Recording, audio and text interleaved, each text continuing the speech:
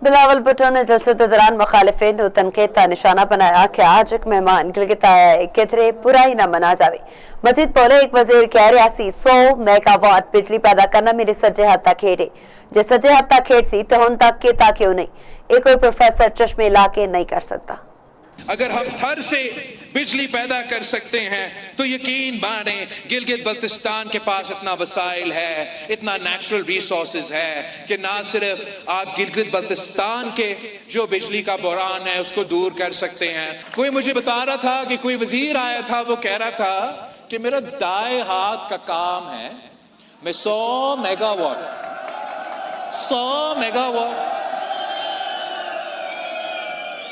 इन professor साहिबान को कौन समझाएंगे?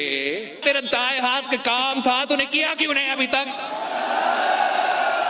मेरा बाएं हाथ की काम है। इंशाअल्लाह ताला हम आपका ना सिर्फ गिलगित बल्तिस्तान में ये 50,000 का एक 1970s का सर्जरी के मुताबिक ये 50,000 मेगावाट का अगर हमने पोटेंशियल अनलॉक करना है तो कोई इस्लामाबाद में बैठा हुआ बाबू नहीं कर सकेगा।